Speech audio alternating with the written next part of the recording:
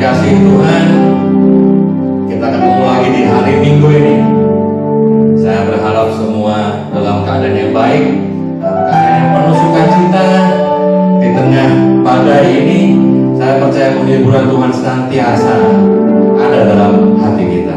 Mari kita berdoa sebelum kita mulai ibadah pada pagi hari ini. Bapa kami yang di surga, kami bersama-sama datang ke hadapan-Mu pada pagi hari ini. Bapa, kami mau memuji-Mu, kami mau menyembah-Mu, dan nanti juga kami akan mau dengar firman-Mu yang mengubah cara pikir kami, hati kami, bahkan perbuatan kami sehari. Pimpin kami yang mendengarkan streaming hari ini Tuhan. Ya bilang Kau juga jamah kami semua yang ada di rumah, di tempat kerja atau dimanapun kami berada saat kami mendengar streaming hari ini. Dalam nama Tuhan Yesus, sama-sama katakan amin. Saudara, Mazmur 73 ayat yang ke-25 sampai 26 berkata demikian. Siapa gerangan ada padaku di sorga selain Engkau? Selain Engkau tidak ada yang kuingini di bumi. Sekalipun dagingku dan hatiku habis lenyap, gunung batuku dan bagianku tetaplah Allah selama-lamanya. Amin. Biarlah kita mau sama-sama mensyukuri bahwa bagian kita yang terutama, yang terindah adalah Allah sendiri. Amin. Biarlah hanya Dia milik kita di surga. Come on, bro. Dan biarlah tak ada lagi yang kami ingin dipuji Tuhan selain Engkau saja. Dan kita bersama-sama Bapak Ibu Saudara.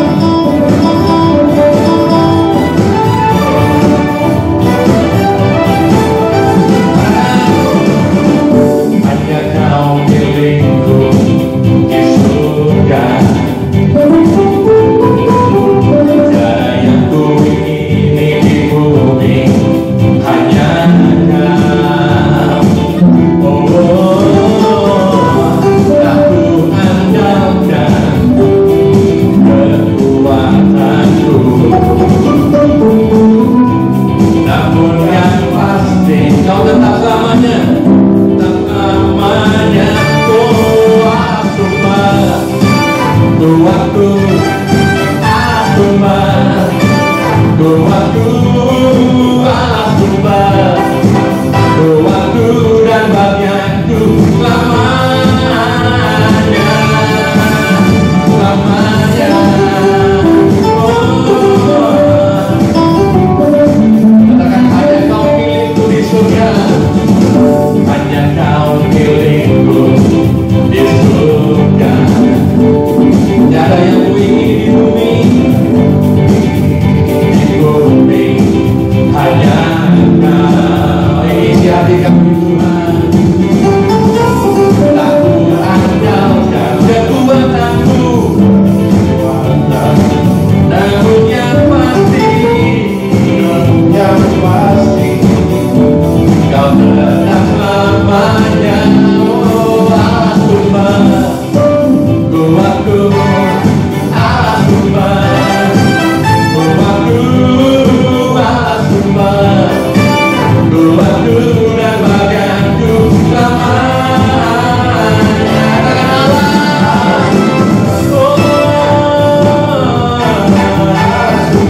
Allah sumber kuat kami, Allah sumber kuatku dan bagianku selamanya. Dialah sumber kuatku, dialah sumber kuatku, dialah sumber kuatku selamanya. Sekali lagi, dialah sumber kuatku, dialah sumber kuatku, dialah sumber kuatku selamanya. Allah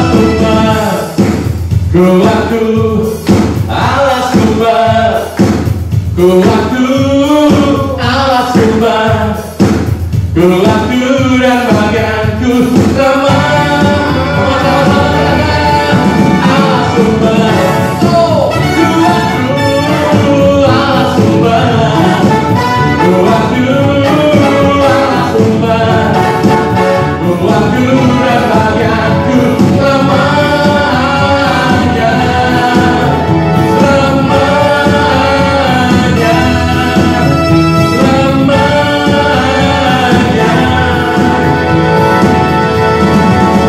selamanya. Haleluya, berikan tepuk tangan buat Tuhan. Haleluya.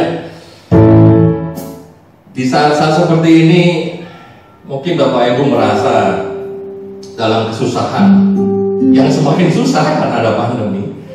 Mungkin Bapak Ibu merasa kasih Tuhan mulai berkurang. Tapi mari saya ingatkan Bapak Ibu pada satu ayat yang sangat terkenal dan Bapak Ibu pasti hafal ayat ini. Yohanes 3:16 berkata, karena begitu besar kasih Allah sehingga Ia mengaruniakan anaknya yang tunggal, supaya setiap orang yang percaya padanya tidak binasa, melainkan beroleh hidup yang kekal. Ayat 17 berkata, sebab Allah mengutus anaknya ke dalam dunia bukan untuk menghakimi dunia, melainkan untuk menyelamatkannya oleh Dia. Kalau hari ini saudara merasa Tuhan kurang mengasihi saudara karena Tuhan izinkan peristiwa-peristiwa terjadi dalam hidup saudara, ingatlah Allah sangat mengasihi saudara. Kasih-Nya begitu besar, bahkan Dia tidak menghendaki satupun dari kita binasa. Dan bahwa Dia datang ke bumi ini untuk menyelamatkan kita. Jangan khawatir, jangan takut, jangan gentar saudara, karena kasih Allah tidak pernah berubah, dulu, sekarang, dan sampai selamanya. Dan mari pagi hari ini kita mau mengenal kasih Tuhan, betapa Dia sudah menyelamatkan kita dari hukuman kekal itu, bahwa kasih-Nya sungguh mempesona, bahwa kuasa-Nya sungguh menggetarkan hati kita. Jadi kami Tuhan, kami tidak bersyukur padamu pada pagi hari ini. Terima kasih Tuhan atas kasih-Mu. Ampuni kami yang seringkali merasa tidak merasakan kasih-Mu Tuhan, bahwa kasih-Mu sungguh luar biasa buat kami.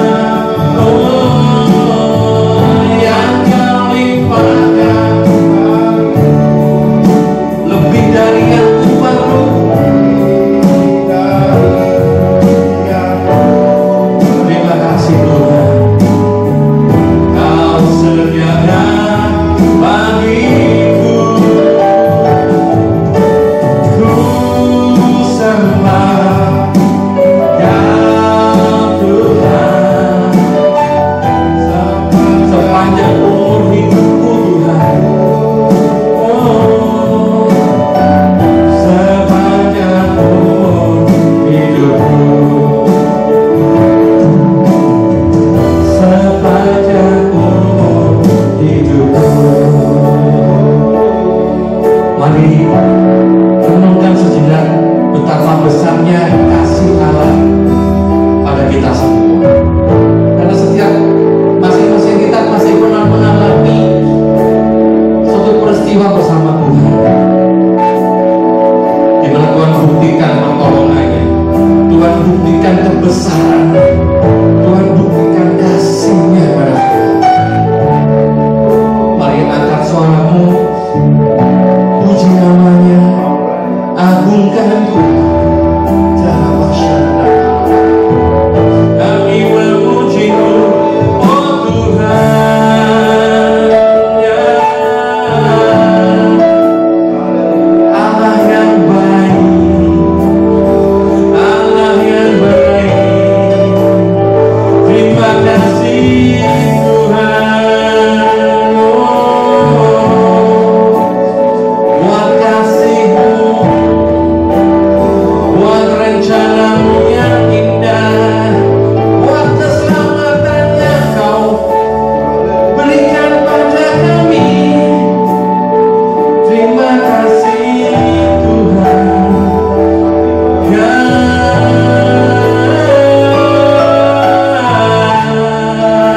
kita para masyarakat, terima kasih, terima kasih Tuhan. Kasih-Mu yang besar, kasih-Mu yang berlimpah atas kami. Terima kasih Tuhan.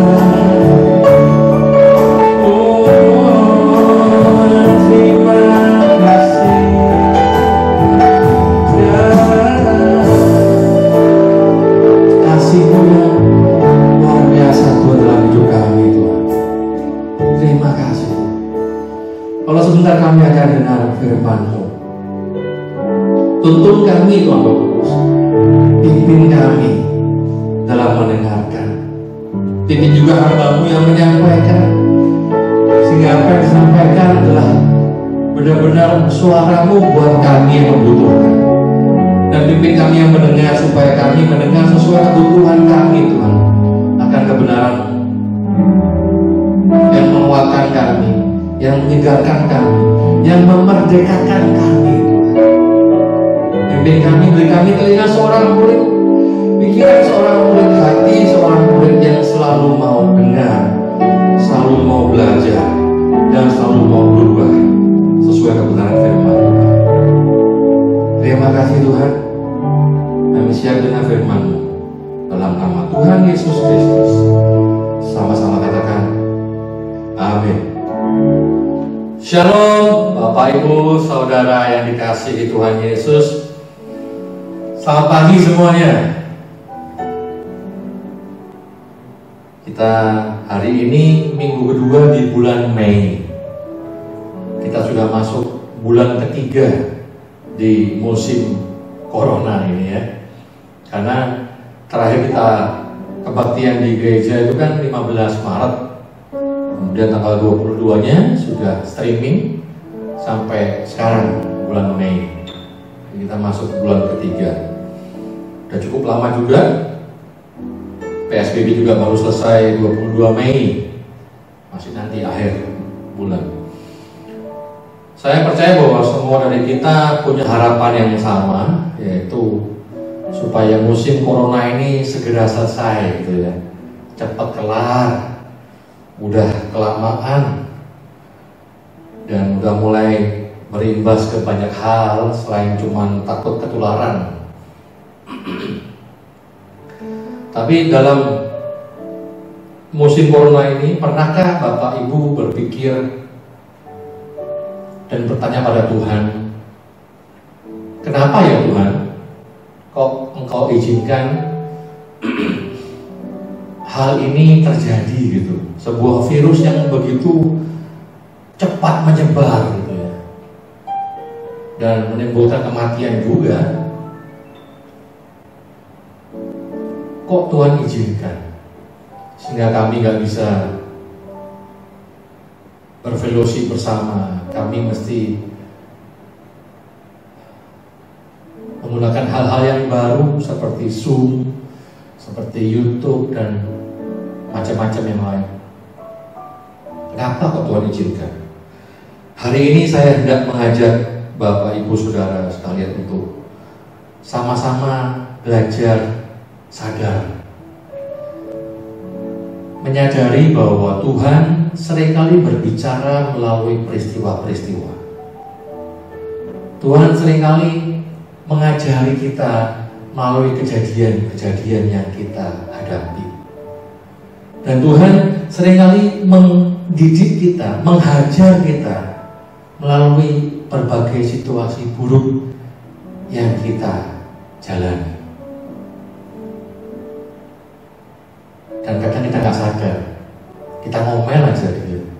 Kok Tuhan tega, Tuhan kok izinkan terjadi. Tapi itu semua kalau kita mau sadari, semua itu berbicara pada kita.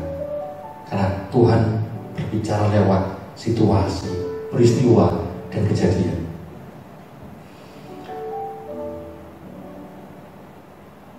Anak saya 3, SMP 2 orang, 1 orang masih SD. Dan mereka semua sejak PSBB diberlakukan, mereka sekolah di rumah gitu ya. Dan benar-benar merepotkan sekolah di rumah. Karena anak saya 3 dan online-nya kadang-kadang berbarengan. Jadi tempatnya nggak ada, mejanya kurang gitu. Dan cukup merepotkan. Tapi yang 2 yang SMP saya nggak begitu pusing karena bisa belajar sendiri. Kami tinggal mengawasi mereka belajar pakai handphonenya dan earphone dan buku di tangan gitu ya. Tapi buat yang kecil, anak saya paling kecil David, kalau buat jemaat gereja Hosana taunya Abel. Si David ini karena masih kelas 1 SD, jadi saya kebagian tugas ngajarin dia. Saya jadi gurunya. Dan nggak mudah jadi guru. Nah, beberapa waktu yang lalu ini David ulangan tes bahasa Inggris. Dictation. Jadi didikte, gurunya akan mendiktekan lewat Google Meet ya, mereka sekolahnya lewat Google Meet, gurunya akan mendiktekan, lalu David akan menulis di kertas. Gurunya sudah mewanti-wanti lewat WhatsApp gitu ya. Udah mewanti-wanti, Pak, Bu, tolong jangan kasih tahu, jangan membantu selama ujian berlangsung karena ini ujian dong, jadi nggak boleh dibantu gitu ya. Ya udah, kita sepakat. Dan David sudah belajar pagi itu. Ada miss, jadi kami nggak tahu bahwa bahannya itu. Jadi materinya adalah part of human body, bagian tubuh manusia. Tapi kami nggak tahu kalau itu yang akan diujikan. Jadi tahunya baru pagi harinya. Kesal kan? Ya namanya online, kadang-kadang kita nggak selalu cek grup WhatsApp-nya guru-guru gitu kan. Nah, jadi pagi itu baru belajar. Ayo, ini apa? Rambut, hair, hidung, nose, gitu kan. Elbow, knee, ankle, foot, finger, sebagainya lah. Forehead, stomach, macam-macam. Dan ya udahlah, bisalah. Dan tibalah jamnya. David sudah duduk di depan gadgetnya. Jadi posisinya ini David, ini gadget, dan saya di belakangnya gadget. Jadi kalau David nulis, dia mendongak, dia akan langsung melihat saya. Lalu gurunya mulai, ayo siap-siap semua, dalam bahasa Inggris itu ya. Gurunya mulai, number 1, leg, gampang kan? David langsung dengan PD, leg, L-E-G. Number 2, nah ini, saya lupa apa katanya, cuman agak panjang. David mulai, apa ya? Dan dia mulai mendongakkan kepalanya dan memandang wajah saya. Wajah melas, mata penuh arti. Kayak, Pi, ajarin. Pi, gimana? Dan saya cuma angkat bahu. Tulis yang kamu bisa, saya bilang itu. Dan dia mulai agak kesel. Tapi gurunya kan nggak nunggu, gurunya langsung number 3. Dia, wah, nomor 3.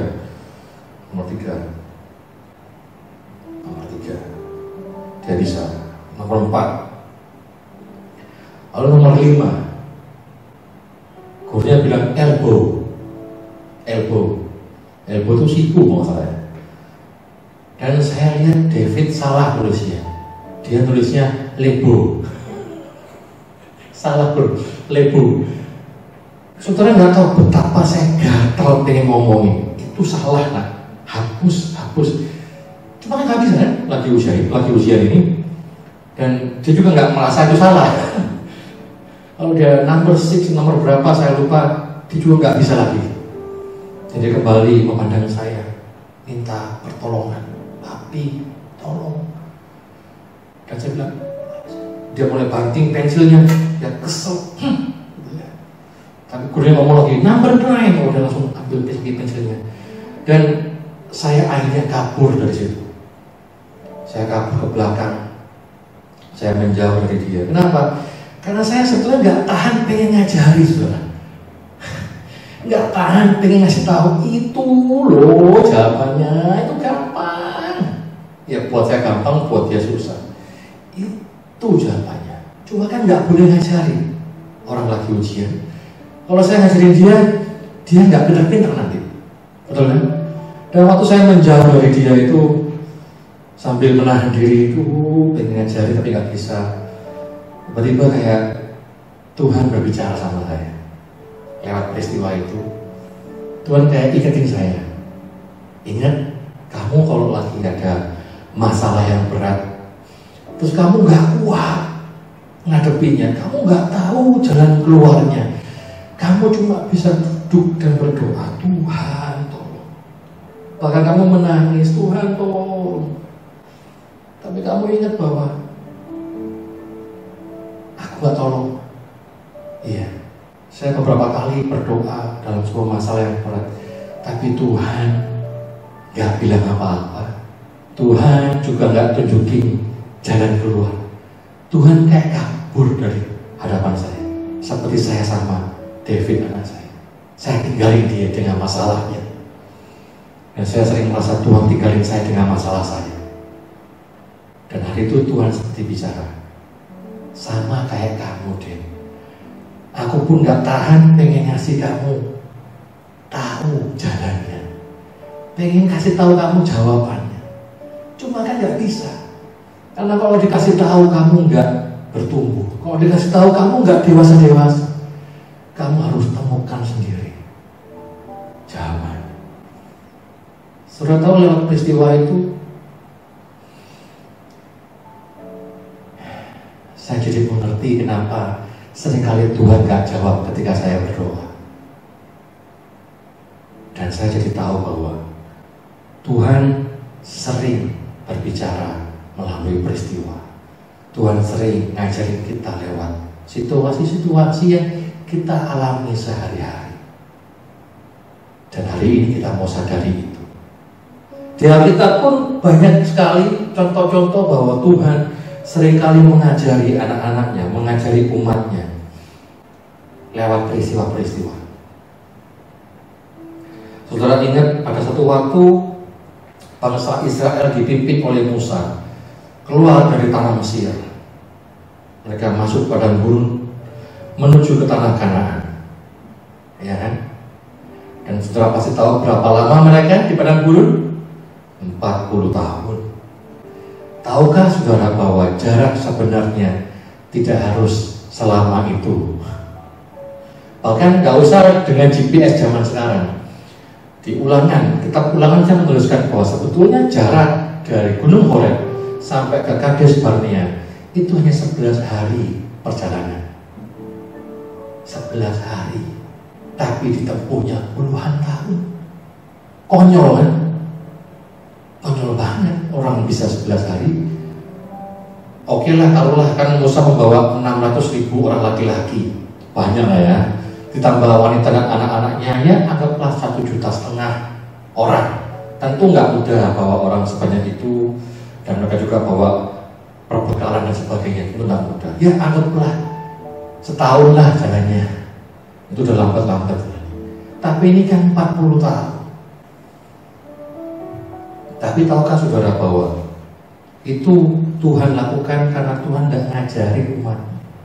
Ulangan 8 ayat 2. bilang begini, ingatlah kepada seluruh perjalanan yang kau lakukan atas kehendak Tuhan Allahmu di padang gurun selama 40 tahun ini, dengan ada maksud Tuhan sana, merendahkan hatimu dan mencobai engkau untuk mengetahui apa yang ada dalam hatimu. Apakah engkau berpegang pada perintahnya atau tidak? Ketika Tuhan mengizinkan sebuah peristiwa terjadi pada saudara, Tuhan sebetulnya tahu sih isi hati kita. Tahu nggak? Tahu. Tuhan kan Tuhan yang melihat hati. Tuhan tahulah isi hati kita yang terdalam sekalipun. Tapi kenapa masih ada peristiwa yang Tuhan izinkan terjadi? Supaya kita saat menghadapi peristiwa itu, menghadapi situasi yang buruk itu, kita bereaksi. Dan reaksi kita itu adalah isi hati kita yang sebenarnya. Ketika kita dalam sebuah pergumulan, kalau kita bereaksi dengan jelek, kita marah-marah, atau mungkin kita jadi berantem sama orang, atau kita malah jadi mencuri, atau melakukan tindak kejahatan, kita jadi tahu bahwa isi hati kita jahat ternyata, ya. Dan tanpa peristiwa kita nggak akan bereaksi seperti yang Tuhan mau, supaya kita tahu apa sebetulnya isi hati kita. Karena kadang-kadang manusia nggak tahu apa isi hatinya yang terdalam, karena dia sudah biasa berpura-pura. Itu yang pertama.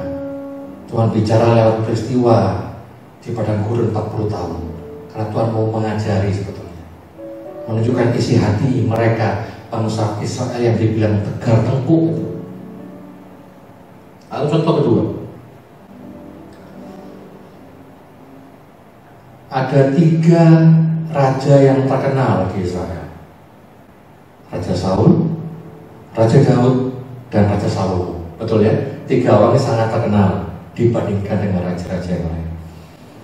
Tapi kalau kita memperhatikan, ketiga orang ini Tuhan izinkan sebuah peristiwa yang sama menimpa mereka.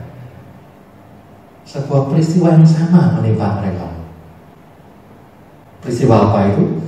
Yaitu ketika mereka masih menjabat sebagai raja, ada calon raja lain yang naik dan berpotensi menggantikan dirinya jadi raja.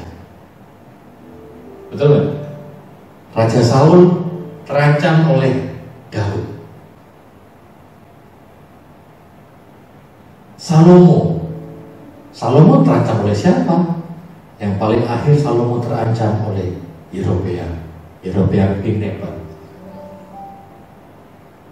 Daud terancam oleh Absalom, anaknya sendiri. Tapi ya, dari ketiga respon atau reaksi ketiga raja ini itu berbeda, menunjukkan isi hatinya. Saul ketika melihat Daud mulai naik, bahkan dipuji-puji orang, melebihi dirinya, dia mulai kesal. Apa yang dilakukan? Dia mau membunuh Daud. Salomo, seorang raja yang bijaksana luar biasa kan? Yang luar biasa. Tapi namanya manusia pasti punya sisi yang gelap. Ketika dia mendengar bahwa Yerobeam bin Nebat dinubuatkan menjadi raja, penguasa sebagian besar Israel, apa yang dia lakukan? Dia menyuruh untuk membunuh Yerobeam, sampai Yerobeam pergi kabur ke Mesir. Saul dan Salomo bereaksi yang sama, menunjukkan bahwa isi hatinya yang tidak baik. Betapa dia menganggap bahwa kerajaan itu adalah miliknya. Ini milikku, gak ada seorang pun boleh mengambilnya dariku. Siapa yang berpotensi tidak mengambil tahta ini, bunuh. Gitu kan kira-kira. Tapi bagaimana dengan Daud? Makanya nggak heran Tuhan bilang Daud itu berkenan dari Tuhan. Ketika Daud terancam oleh Absalom tidak menjadi raja atas Israel. Saudara tahu apa yang Daud lakukan? Dia pergi meninggalkan istananya. Dia pergi tinggalkan istananya. Dia tidak melawan. Dia nggak nyuruh orang untuk bunuh Absalom, kan? Dia tinggalkan istananya. Meskipun dia meninggalkan istananya sambil menangis. 2 Samuel 15 ayat 30 berkata, meskipun dengan bersedih hati sambil menangis, Daud pergi meninggalkan istananya. Dia sedih hatinya, tapi dia tinggalkan. Apakah Daud takut sama Absalom? Enggak, saudara. Tercermin dari ketika Imam Saduk bilang sama Daud, Daud, aku ikut. Bahkan aku akan bawa tabut perjanjian. Tapi Daud bilang apa? Daud bilang ini, 2 Samuel 15 ayat 25 sampai 26. Daud bilang ini sama Imam Saduk, Gak usah. Jika aku mendapat kasih karunia Tuhan, maka iya, Tuhan akan izinkan aku kembali, sehingga aku akan melihatnya lagi, juga tempat kediamannya. Tapi jika ia, Tuhan punya, jika ia berfirman begini, aku tidak berkenan padamu Daud, biarlah dilakukan kepadaku apa yang baik di matanya Tuhan. Bagi Daud, tahta kerajaan, kalau bukan Tuhan yang mengangkatnya, tidak akan bisa terjadi. Dan Daud percaya itu. Daud nggak pusing soal tahta kerajaan. Dia pergi tinggalkan istana. Kita lihat respon yang berbeda dari Daud, bukan?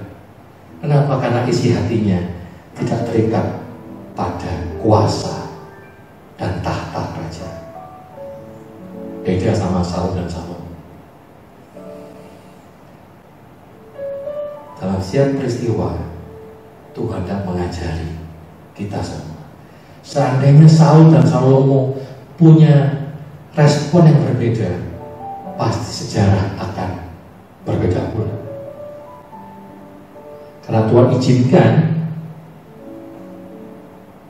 calon raja yang baru muncul, itu tentu juga untuk menguji hatinya Salomo dan Saul.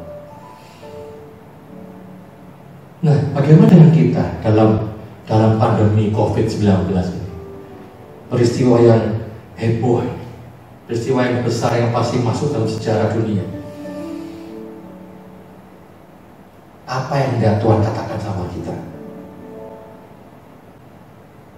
Belakangan orang sudah mulai meresponi COVID-19 dengan berbeda. Kalau dulu orang cuma takut ketularan, sekarang nggak cuma takut ketularan, orang udah mulai mikir karena merembet ke ekonomi.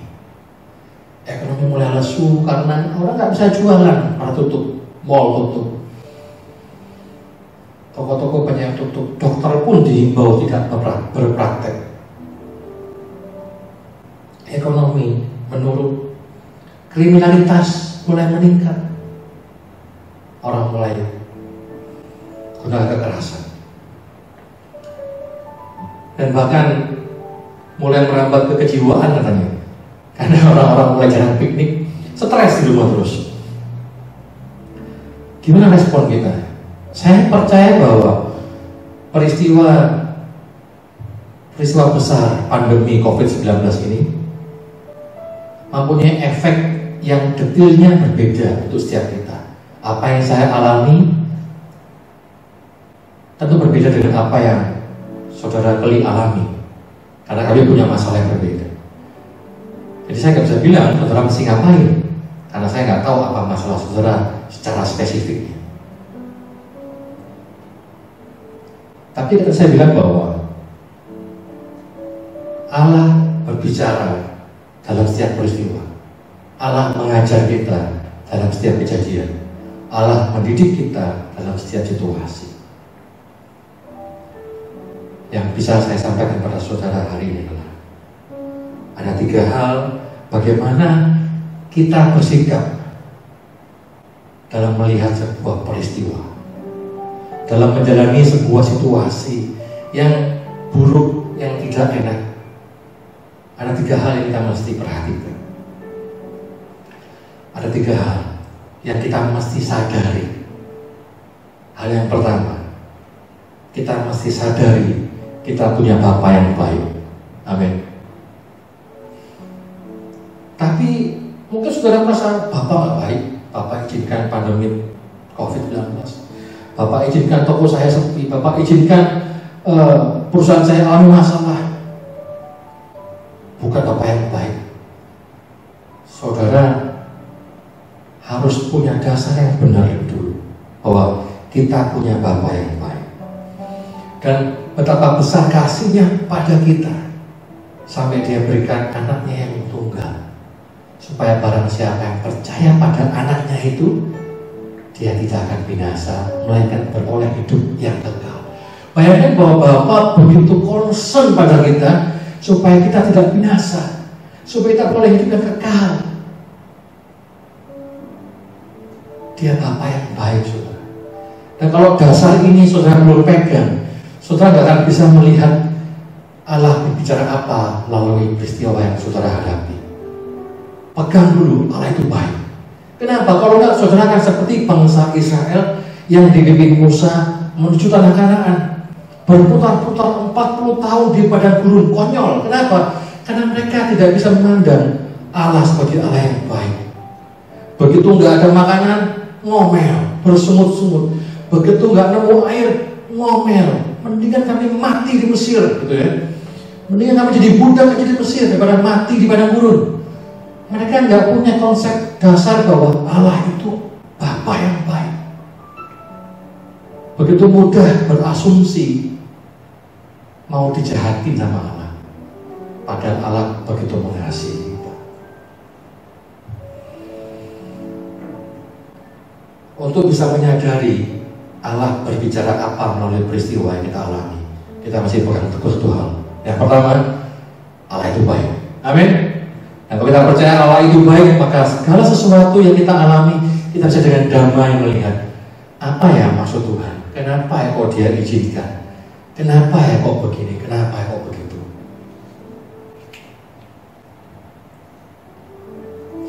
Nah, kalau kita sudah tahu bahwa Allah itu baik, yang kedua kita mesti sadari adalah bahwa kita sadari bahwa dalam situasi hidup kita itu didikan Tuhan. Kita mesti sadari bahwa kita ini dididik oleh Tuhan. Setiap kejadian, setiap peristiwa pasti ada didikan Tuhan di dalamnya buat kita. Ibrani 12. Kita buka sama-sama.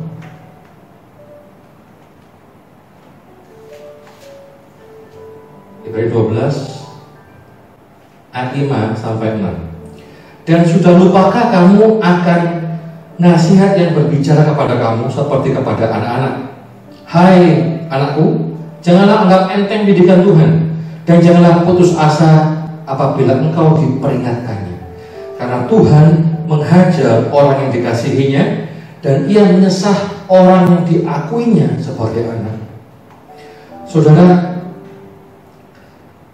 misalkan ada segerombolan anak, mereka berbuat sebuah kejahatan, mencuri mangga misalnya. Misalkan saya dan Pak Ide, kami masih anak-anak gitu ya, kami masih SD kelas 6 SD gitu ya, masih bandel-bandelnya. Kami berdua melihat, wah ada buah mangga, Lik, ambil yuk, ayo gitu ya. Lalu kami panjat, kami curi mangga-mangga itu. Dan kami pulang ke rumah saya, kami berdua, kami mulai kupas mangga. Wih, sedap tuh ya. Tiba-tiba mami saya datang. Mangga dari mana? Lalu kami kan polos, kami ambil dari rumah Pak Hilman. Tuh, kamu mencuri? Iya nih. Menurut Bapak Ibu, yang dimarahin siapa? Saya atau Keli? Saya yang dimarahin, karena saya anaknya. Mami saya paling bilang, Kali, bilangin mamamu loh ya, paling gitu doang. Tapi sama saya, wah bisa keluar ilmu pendekar itu. Bisa dihajar saya karena mencuri buahnya orang. Bisa dilaporin papi saya, dihajar lagi pakai gesper bisa. Kenapa? Karena anaknya. Tapi kalau hari-hari ini saudara alami banyak kejadian buruk, Anda sedang diajari oleh Tuhan karena Anda anaknya Tuhan. Amin. Ada sebuah ayat yang menarik, Yeremia 48.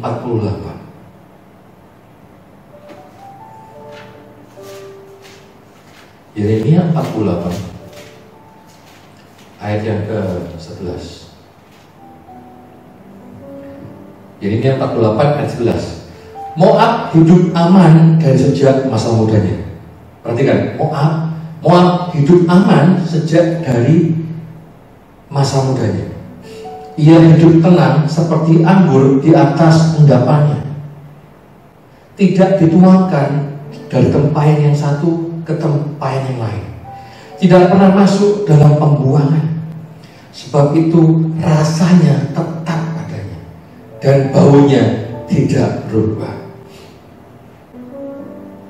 Saudara, anggur itu zaman dulu ya, proses membuat anggur yang baik itu setelah dihancurkan, diendapkan, ya kan? Diendapkan. Jadi ada yang bening, ada yang endapan. Lalu dituang ke tempayan yang berikutnya, supaya endapannya terpisah dari yang jernihnya, air anggur yang jernihnya. Tapi tentunya saat dituangkan masih ada endapan yang ikut, betul ya? Lalu dituangkan lagi ke tempayan berikutnya. Ada proses demi proses sampai jadi anggur yang terbaik. Tapi dikatakan Moab tidak pernah alami itu semua. Dia sama seperti anggur yang tenang di atas endapannya. Dan dikatakan apa di sini? Rasanya tetap padanya, baunya nggak berubah, nggak ada perubahan. Jika kita cuman aman-aman aja, dalam artian nggak ada pembelajaran lebih dari Tuhan. Hati-hati saudara, kalau kau merasa hidupmu nyaman, aman, tentram, jangan-jangan kamu bukan anak Tuhan. Karena anak Tuhan pasti dididik sama bapaknya, yaitu Tuhan. Saya dengar sebuah kesaksian. Ada seorang teman yang pelayan Tuhan, dan gara-gara musim corona ini dia nggak dapat jadwal pelayanan. Padahal dia memang full pelayanan, dia nggak ada kerjaan lain selain pelayanan dari gereja lain. Karena semua ibadah online, dia nggak ada jadwal sama sekali, dan dia cukup bingung karena nggak ada pemasukan. Tapi saya percaya bahwa dia berdoa sama Tuhan. Saya percaya dia yakin Tuhan Bapa yang baik buat dia. Dan sudah tahu, dia mulai melihat peristiwa yang dialami dengan dasar sadar Allah itu baik. Dan beberapa waktu terakhir saya lihat dia bahwa dia jualan banyak barang, saudara. Dia jualan mulai ikan teri, cumi, mie instan impor, ayam potong, telur, bahkan soto di luar kota, saudara. Dia jadi punya bisnis baru. Yang dulu nggak punya bisnis, sekarang dia punya bisnis dan mulai ada pemasukan yang luar biasa. Sudah tahu, ketika kita dididik Tuhan dan kita mau belajar dengar suara Tuhan, Tuhan akan tunjukkan jalan keluar. Amin. Karena ada firman Tuhan bahwa pencobaan yang kamu alami tidak akan melebihi kekuatanmu. Bahkan dia sudah memberikan jalan keluar bagimu. Cuma jalan keluar yang kita belum tahu aja. Amin. Saudara, mau peristiwa ini berbicara pada saudara seperti Tuhan ngajarin saudara. Yang pertama, yakin dulu Tuhan itu baik. Tanamkan pada hati saudara, Tuhan itu baik. Tuhan gak pernah berikan yang jahat. Yang kedua, situasi ini ngajarin kita hal yang baru, ngajarin kita hal yang baik. Dan yang ketiga, sadari kesabaran Tuhan dalam mendidik kita. Saudara tahu gak bahwa Tuhan itu sabar ngajarin kita? Saya seringkali berbagai peristiwa yang saya alami itu seperti Tuhan ngomong sama saya sih. Contohnya yang soal ngajarin anak saya David itu. Saudara tahu bahwa ngajarin anak pelajaran sekolah itu susah. Anak saya David itu gagap, agak gagap.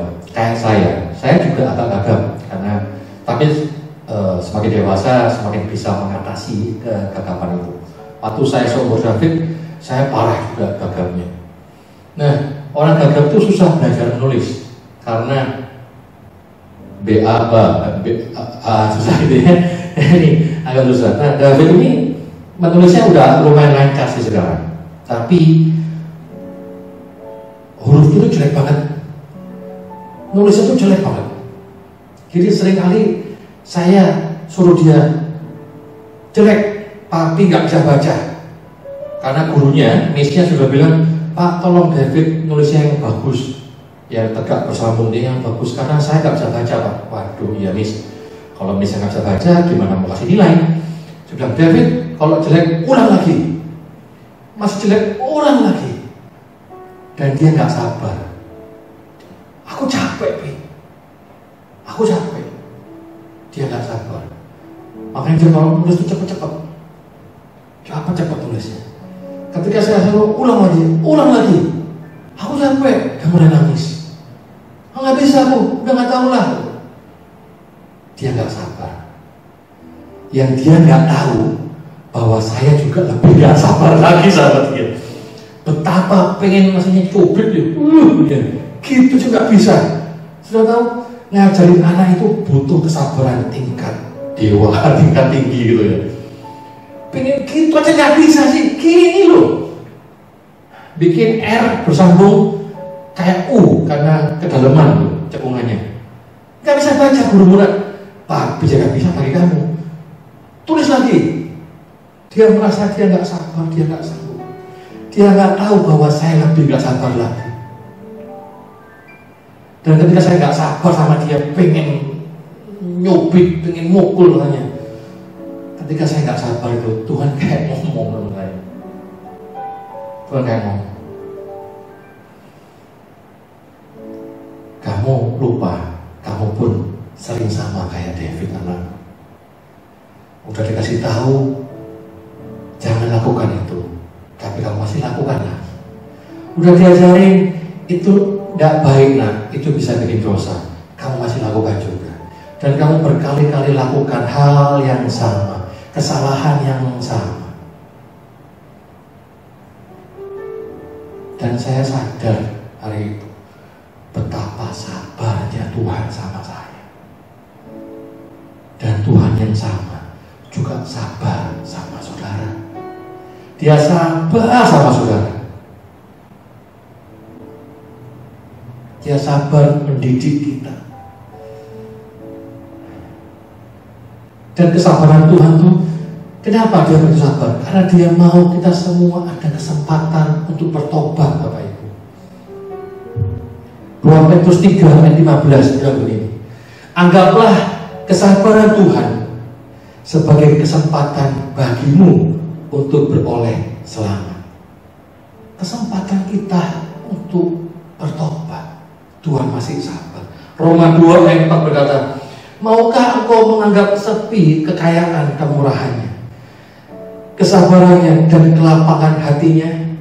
Tidakkah engkau tahu bahwa maksud kemurahan Allah ialah menuntut engkau kepada pertobatan? Bapak Ibu, hari ini mari kita mau sadari 3 hal ini. Kalau kita mau mendengar Tuhan bicara lewat peristiwa yang kita alami, peristiwa COVID-19 ini, Tuhan mau bicara apa sama kita? 3 hal ini. Yang pertama, pegang teguh, sadari dia Bapa yang baik. Yang kedua, sadari dia sedang mendidik kita. Yang ketiga, sadari dia sabar sama kita. Kalau Tuhan sabar sama kita, kenapa kita gak mau sabar alami didikan Tuhan? Kalau Tuhan sabar luar biasa sama kita, kenapa kita gak sabar jalani hidup langkah demi langkah menuju pembentukannya Tuhan? Kita seperti air anggur yang dituang dari satu tempayan ke tempayan yang lain untuk menghilangkan endapannya, dimurnikan jadi air anggur yang terbaik. Hari-hari ini kalau banyak masalah yang sedang kau hadapi, puji Tuhan, Tuhan tidak bicara padamu, karena Allah berbicara melalui situasi kita. Allah berbicara melalui peristiwa-peristiwa kita. Allah berbicara melalui kejadian-kejadian kita alami. Amin. Dan biarlah apa yang boleh dengar hari ini, mulai belajar memandang setiap peristiwa yang kita alami dan mencari tahu apa yang Tuhan tidak sampaikan sama kita. Dan ingatlah bahwa Dia tuh sabar sama kita, karena Dia mau kita semua diselamatkan. Ada sebuah lagu yang baik, dan mungkin lagu ini Bapak Ibu belum pernah dengar. Ya, kita belajar sama-sama. Terima kasih.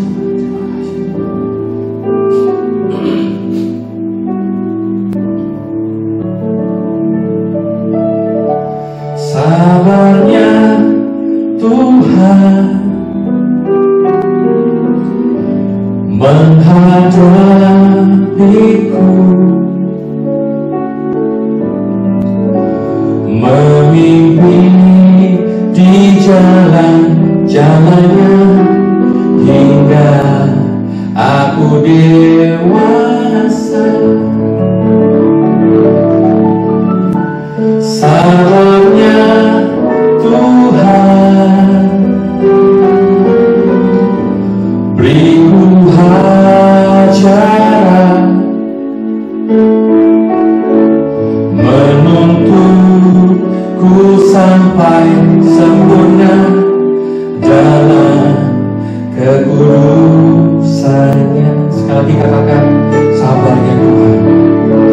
Sabarnya Tuhan menghadapiku, memimpin di jalan-jalannya hingga aku dewasa. Sabarnya Tuhan beriku ajaran, menuntutku sampai sempurna dalam kekudusannya. Kala ku jatuh diangkatnya, dosa-dosaku diampuni, lukaku lembut di bebannya hingga pulih kembali. Tuhan ingin aku seperti Dia, hidup kudus tiada bercela, menyenangkan hati Bapakku, menjadi alat bagi Dia. Sabarnya Tuhan menghadapiku, memimpin di jalan-jalannya hingga aku dewasa. Oh, sabarnya Tuhan beriku ajaran, beriku ajaran,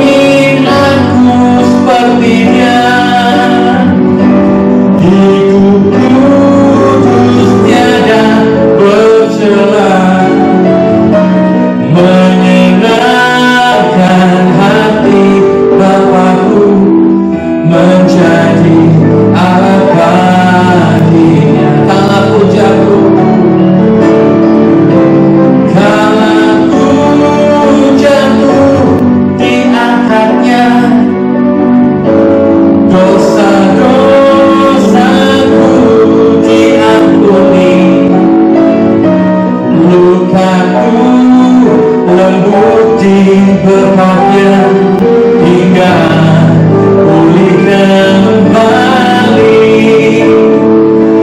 Oh Tuhan, ingin aku seperti Dia, hidup kudus tiada bercela, menyenangkan hati Bapa-Ku, menjadi alat bagi Dia. Tuhan, buat kami selalu sadar betapa sabarnya Engkau buat kami, betapa sabarnya Engkau memimpin kami di jalan-jalan, menuntun kami sampai dewasa. Karena itu Tuhan, ajari kami untuk bisa mendengar suara-Mu di setiap peristiwa yang kami alami, mendengar didikan-Mu dalam setiap situasi yang kami hadapi, agar kami bertumbuh dewasa dan menyenangkan hati, berkenan di hadapan. Kami percaya bahwa pandemi COVID-19 ini Engkau izinkan terjadi karena banyak yang Engkau ingin sampaikan pada masing-masing kami. Banyak yang Engkau ingin ceritakan pada masing-masing kami. Ajari kami Tuhan, sadarkan kami Tuhan melalui peristiwa-peristiwa yang kami alami, agar kami dengar suara-Mu Tuhan, agar kami bertumbuh Tuhan. Ajar kami sabar seperti Engkau pun sabar kepada kami. Terima kasih Tuhan buat semua yang sudah kami dengar hari ini. Bila apa yang kami dengar gak kembali dengan sia-sia, tapi tertanam dalam hati kami seperti di tanah yang subur, yang berakar, bertumbuh dan berbuah-buah, yang dapat Kau nikmati Tuhan, sehingga Kau dapat bangga atas hidup kami Tuhan. Terima kasih Tuhan. Kami akhiri Tuhan streaming kami hari ini. Mari angkat tangan saudara di hadapan Tuhan. Terima berkat dari Allah Bapa. Tuhan memberkatimu, Tuhan melindungimu, Tuhan menyinarimu dengan wajah-Nya dan memberimu kasih karunia. Tuhan menghadapkan wajah-Nya padamu dan memberimu damai sejahtera. Kami terima hari ini Tuhan kasih karunia, damai sejahtera, berkat Tuhan, perlindungan Tuhan, dalam nama Tuhan Yesus Kristus. Sama-sama katakan amin. Tuhan Yesus memberkati. Orang yang duduk dalam lindungan yang maha tinggi dan bermalam dalam naungan yang maha kuasa akan berkata kepada Tuhan, tempat perlindunganku dan kubu pertahananku, Allahku yang ku percayai. Sungguh, Dialah yang akan melepaskan engkau dari jerat perangkap burung, dari penyakit sampar yang busuk. Dengan gempaknya Ia akan menudungi engkau. Di bawah sayapnya engkau akan berlindung. Kesetiaannya ialah perisai dan pagar tembok. Engkau tak usah takut terhadap kedahsyatan malam, terhadap panah yang terbang di waktu siang, terhadap penyakit sampar yang berjalan di dalam gelap, terhadap penyakit menular yang mengamuk di waktu petang. Walau 1000 orang rebah di sisimu dan 10.000 di sebelah kananmu, tetapi itu tidak akan menimpa. Engkau hanya menontonnya dengan matamu sendiri dan melihat pembalasan terhadap orang-orang fasik. Sebab Tuhan ialah tempat perlindunganmu, yang maha tinggi telah kau buat tempat perteduhanmu. Malapetaka tidak akan menimpa kamu, dan tulah tidak akan mendekat kepada kemahmu. Sebab malaikat-malaikatnya akan diperintahkannya kepadamu untuk menjaga engkau di segala jalan. Mereka akan menatang engkau di atas tangannya, supaya kakimu jangan terantuk kepada batu. Singa dan ular tedung akan kau langkahi. Engkau akan menginjak anak singa dan ular naga. Sungguh hatinya melekat kepadaku, maka aku akan meluputkannya. Aku akan membentenginya, sebab ia mengenal namaku. Bila ia berseru kepadaku, aku akan menjawab. Aku akan menyertai dia dalam kesesakan. Aku akan meluputkannya dan memuliakannya. Dengan panjang umur akan kukenyangkan dia, dan akan kuperlihatkan kepadanya keselamatan daripadamu.